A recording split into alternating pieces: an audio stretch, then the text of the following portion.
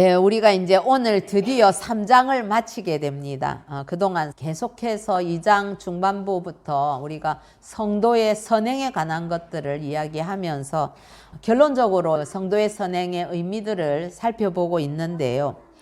전체적으로 내용은 그렇습니다. 교회가 부당한 비난들을 세상으로부터 받고 있을 때에 하나님께서 주신 그 처방은 뭐냐? 그건 바로 선행이다는 것이지요. 그래서 베드로전서 2장 12절 우리 같이 한번 읽어볼까요? 시작. 너희가 이방인 중에서 행실을 선하게 가져 너희를 악행한다고 비방하는 자들로 하여금 너희 선한 일을 보고 오시는 날에 하나님께 영광을 돌리게 하려 함이라 하는 이 말씀이 바로 하나님께서 우리에게 주문하시는 선행의 내용입니다. 그런데 3장 8절까지 구체적인 내용들이 쭉 제시가 되었죠. 그래서 인간의 모든 제도를 주를 위해서 순종해라. 또 범사의 악한 주인에게도 사환들아 순종해라. 또 불신 남편에 대해서 아내들아 순종해라.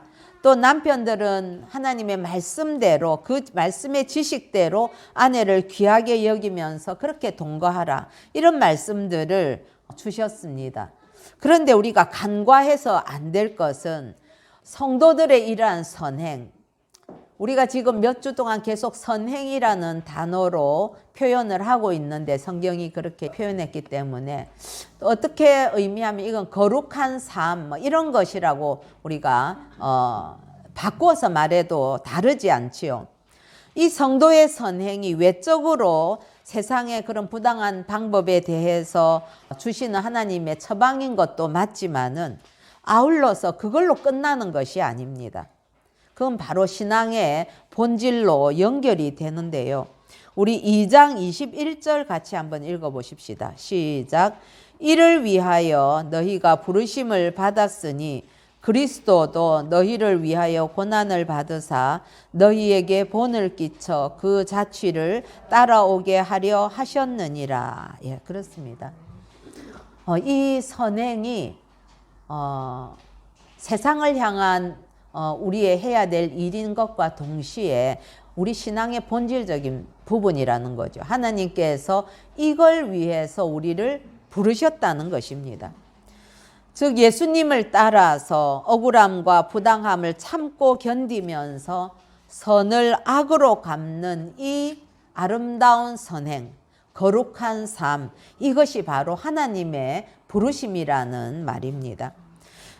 그래서 이 선행은 특별한 시대에 어떤 특별한 문제를 해결하기 위한 어떤 그 처방, 솔루션 이런 것을 넘어서서 모든 시대의 모든 교회와 모든 성도들을 향한 하나님의 보편적인 부르심이며 또한 하나님의 뜻입니다.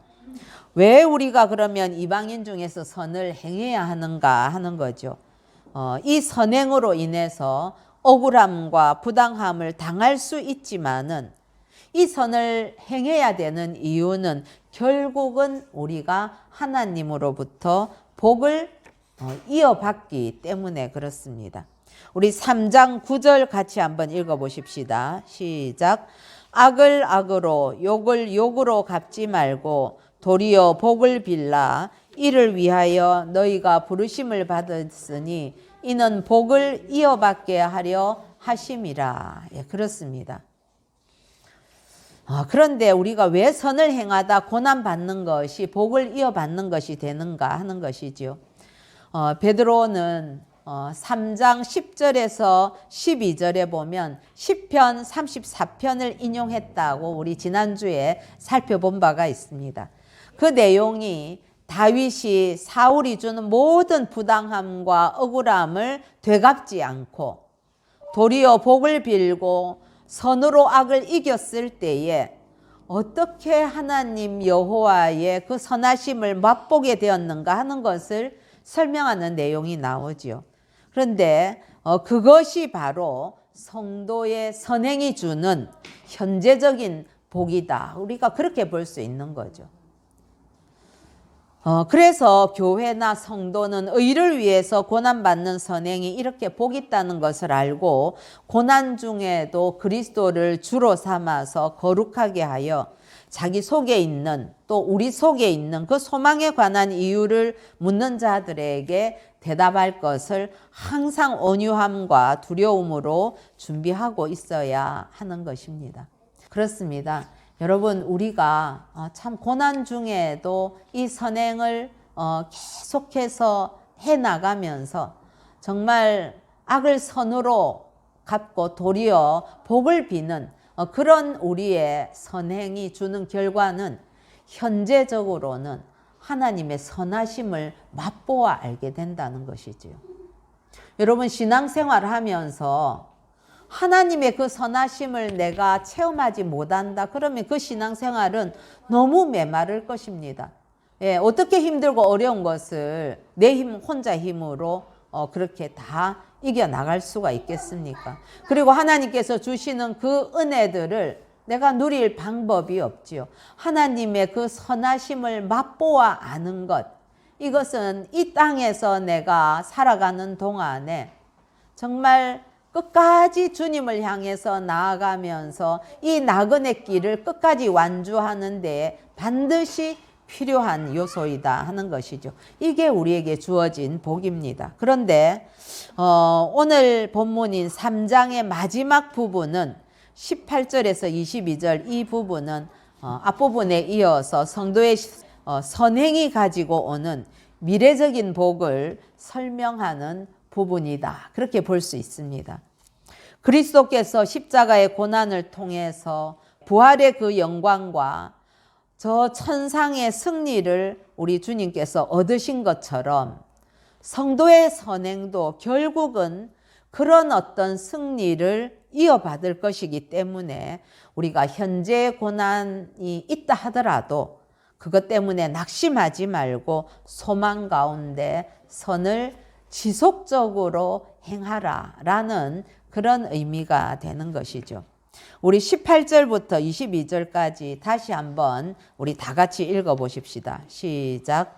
그리스도께서도 단번에 죄를 위하여 죽으사 의인으로서 불의한 자를 대신하셨으니 이는 우리를 하나님 앞으로 인도하려 하심이라.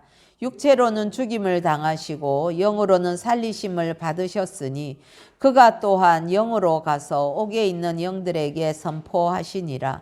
그들은 전에 노아의 날 방주를 준비할 동안 하나님이 오래 참고 기다리실 때에 복종하지 아니하던 자들이라. 방주에서 물로 말미암아 구원을 얻은 자가 몇 명뿐이니 겨우 8명이라.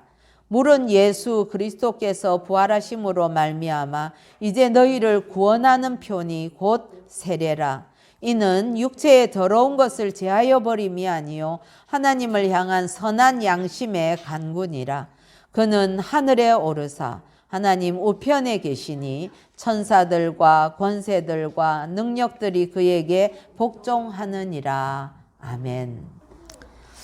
자, 그런데 오늘 우리가 읽은 부분은 본문 중에 조금 난해한 구절이 포함이 되어 있는 본문입니다.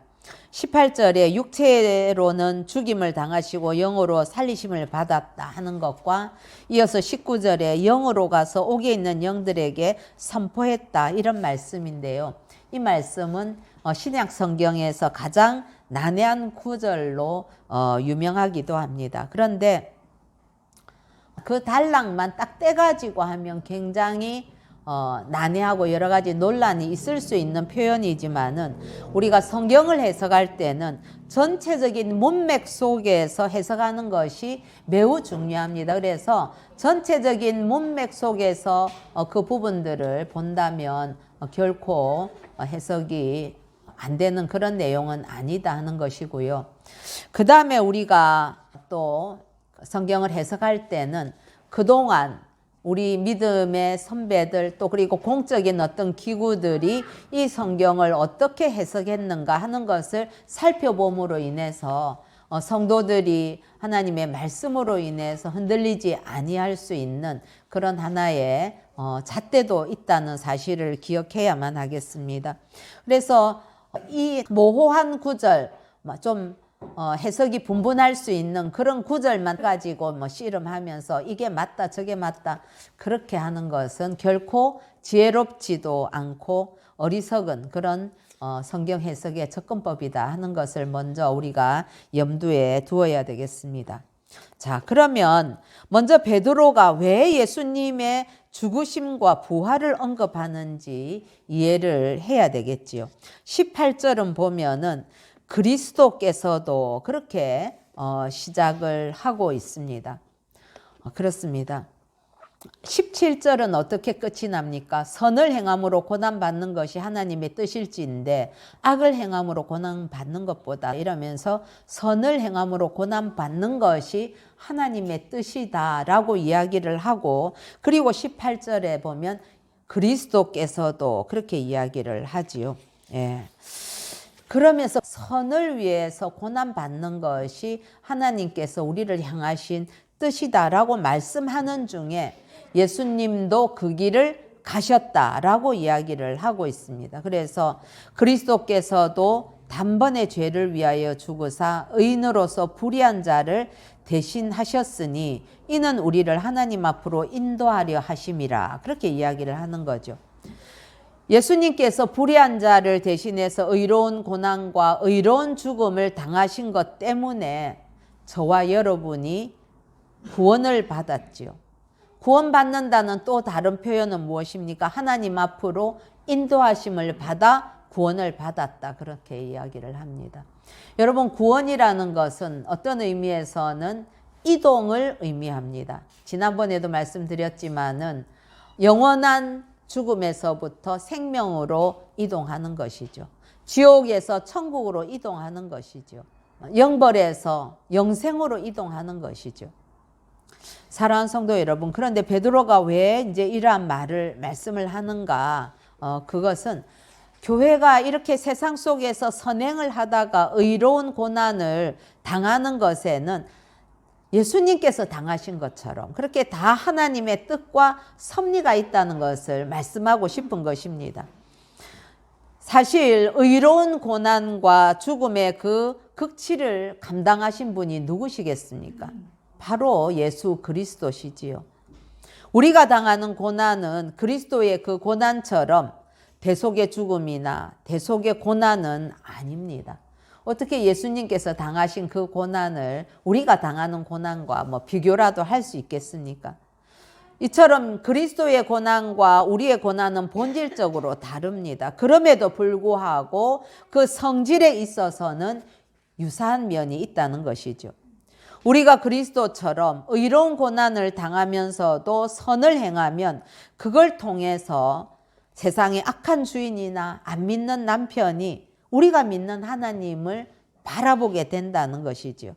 그래서 세상이 우리를 바라보면서 도대체 저 그리스도인들은 어째서 저런 큰 고통 가운데서도 소망을 가질 수 있는가? 어떻게 그렇게 할 수가 있습니까? 라고 묻게 된다는 것입니다. 그래서 낙심할 것 없다. 낙심하지 말고 계속해서 선을 행하라 하는 그런 뜻 아니겠습니까? 우리 18절의 하반부에 보면 육체로는 죽임을 당하시고 영으로는 살리심을 받으셨으니 라는 부분이 나오죠. 여기에 번역된 걸 보면은 육체로는 죽임을 당했는데 영으로는 살리심을 받았다, 이런 표현이, 그러면 살리심을 또 받았으니까 영이 죽었다가 살리심을 받았나? 라는 그런 해석들을 이렇게 그런 의미로 받아들일 수가 있습니다. 그러나 여러분, 성경 어디에도 영혼이 죽었다가 부활한다는 사상은 없습니다. 예수님의 부활은 육체의 부활이었죠. 그렇죠? 그래서 예수님께서 부활하시고 난 이후에 못자국 난 손을 만져보라고 하시기도 했고, 일부러 제자들과 함께 실제로 육체가 있어야 먹을 거 생선도 드시고 할 거 아닙니까? 그렇게 보여주셨던 것입니다. 지금 육체로는 죽임 당하고 영으로 살림 받았다는 이 말씀은 장사된 사흘 동안에 그리스도의 육체는 무덤 안에 있었고 영만 부활해서 음부로 가서 거기 영혼들, 죽은 자들에게 복음을 전했다라고 해석을 하는 그런 사람들이 있는데 이거는 굉장히 합당하지 않다고 보는 것이죠. 우리 개혁교회에서는 그렇게 해석하지 않습니다. 예수님도 영혼도 죽었다가 다시 살아났다 이렇게 해석하지 않는다는 의미입니다. 왜냐하면 여러분 한번 생각해 보십시다. 이 땅에서 살았을 때에 만약에 예수님이 영혼이 다시 살아나가지고 저 음부에 있는 구약시대의 성도들에게 가가지고 복음을 전하신다? 그러면 어떻습니까? 굳이 이 땅에 살아있을 때에 복음을 들어야 될 이유가 없게 되는 것이죠. 그건 성경이 말하는 진리와 다른 것입니다. 그래서 누가복음 16장 26절에 명백하게 우리 주님 말씀하시는데 그뿐 아니라 너희와 우리 사이에 큰 구렁텅이가 놓여 있어서 여기서 너희에게 가고자 하되 갈 수 없고 거기서 우리에게 건너올 수도 없게 하였느니라 라고 말씀하셨고 히브리서 9장 27절은 한 번 죽는 것은 사람에게 정해진 그 후에는 심판이 있으리니 라고 말씀하셨거든요. 그래서 분명하게 한 번 죽은 후에는 심판이 있기 때문에 복음을 어떤 경우에도 다시 들을 기회가 없다고 명백하게 말씀을 하고 있습니다. 이렇게 예수님도 영이 다시 살아나가지고 그때에 지옥에 가서 복음을 전했다라고 해석하는 것은 어떤 사람들의 해석인가 하면 그건 로마 가톨릭의 해석인데 이것은 잘못된 해석이다. 여러분 우리가 알기로도 그렇지요. 영혼은 죽지 않습니다. 그래서 우리가 죽음이라는 것은 육신과 영혼이 분리되는 것이지요. 그게 죽음인데 그렇게 되면 어떤 영혼들은 지옥으로 가고 주를 믿지 않는 자들 그리고 주를 믿는 자는 천국으로 가게 된다는 사실을 성경은 우리에게 누누이 가르쳐주고 있는 것이지요. 어쨌든 베드로는 예수님이 십자가의 죽음으로 우리의 죄를 단번에 해결하셨고 부활하심으로 우리에게 생명을 주셔서 우리를 하나님 앞으로 인도하신다 이렇게 설명을 하면서 불의한 우리를 하나님께로 인도하기 위해서 예수님께서는 거기에서 십자가의 의로운 고난 우리 주님이 정말 당할 이유가 없었지만 우리를 위해서 기꺼이 의로운 고난 죽음을 당하셨던 것이죠. 그래서 육으로는 죽임을 당하고 영으로는 살리심을 받았다라고 이제 표현을 그렇게 하는 것입니다. 그런데 그게 끝이 아닌 거죠. 22절은 한번 우리 읽어보실까요? 시작. 그는 하늘에 오르사 하나님 우편에 계시니 천사들과 권세들과 능력들이 그에게 복종하느니라. 이 말씀처럼 하늘에 오르사 하나님 우편에 계셔서 천사들과 권세들과 능력들을 다스리고 계십니다.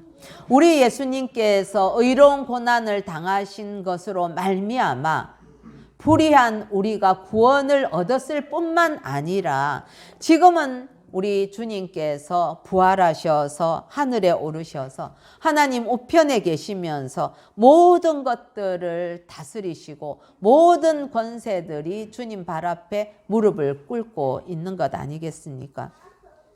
이게 전체적인 흐름이 되는 거죠. 그래서 성도가 선행을 하다가 의로운 고난을 당하는 것이 그게 그냥 우리의 잘못 때문에 마땅한 벌을 받는다는 그런 의미가 아니라 이건 철저하게 하나님의 부르심이고 하나님의 뜻이고 그리고 의로운 고난을 받는 것은 참된 복을 받는 길이라 하는 것을 베드로는 강조하고 설명하기 위해서 지금 예수님께서 당하신 일들을 이야기하시고 그것이 바로 선행이 가지고 오는 미래적인 결과이다라고 가르쳐 주고 있습니다. 사랑하는 성도 여러분, 우리 주님께서 그러한 길을 가셨는데 우리만 그 길로 부르셨던 것이 아니라 우리 주님도 믿음의 주여 온전케 하시는 그 예수님도 이 길로 부름을 받으셨고 이 길을 걸어가셨다는 것을 기억하십시다. 하나님이신 예수님이 이 땅에 오셔서 그렇게 고난도 받으시고, 그리고 예수님께서는 끝까지 순종하시면서 그 가셔야 될 길을 걸어가셨는데 하물며 우리들의 인생은 어떠해야만 하겠습니까? 그래서 우리 성도들의 선행이 지금은 비록 좀 고난 중에 있고 억울하고 부당하고 아픔을 당하는 현실일 수 있으나, 그러나 예수 그리스도께서 십자가의 그 고난을 통해서 우리를 구원하실 뿐 아니라 부활하셔서 하늘에 올라서 모든 것들을 다스리고 그리고 승리자가 되신 것처럼 저와 여러분의 이 성도로서의 고난, 그 선행을 통하여서도 궁극적으로는 우리도 우리 주님이 누리신 것과 같은 그러한 영광의 승리를 누리게 될 것입니다.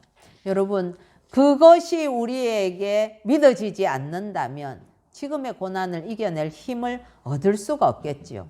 우리가 그 미래적인 고난, 그래 지금 내가 이 땅에서는 나그네로 이렇게 곤고한 길을 걸어가지만, 그러나 주님이 누리시는 그 아름다운 영광과 그 고난 나에게도 보장이 되어 있어 하는 그 소망을 붙들 때야 비로소 이 나그네 길을 힘있게 걸어갈 수 있는 것 아니겠습니까?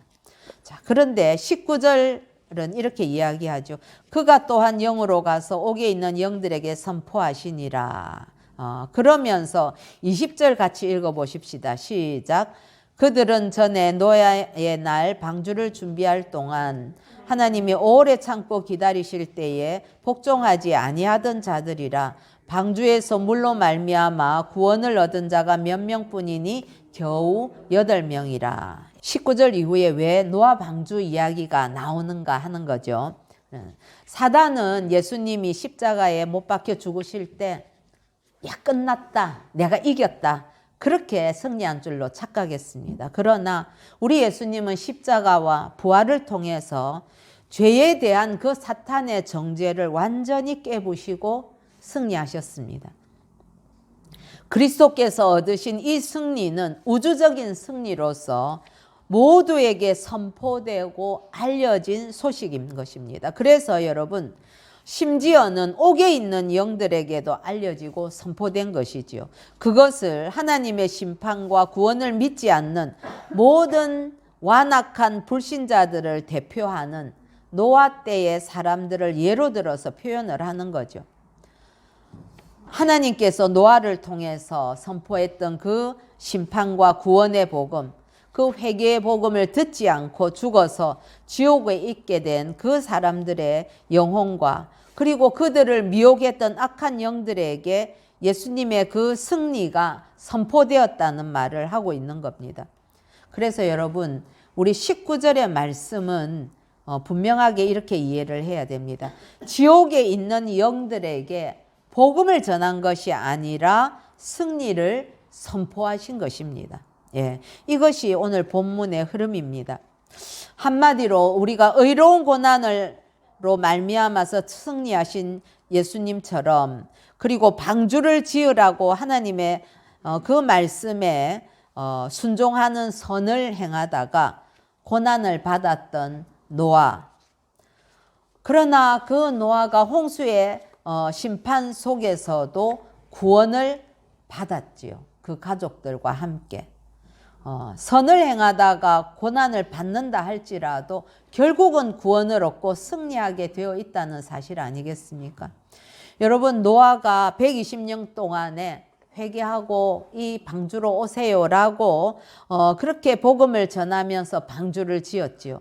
그러나 노아는 하나님의 뜻에 순종해서 선을 행했지만은 그 당시에 노아 가족 이외에는 누구도 노아의 말과 그리고 노아가 짓는 그 방주를 주목해서 보지 않았고 오히려 비방하고 조롱했습니다.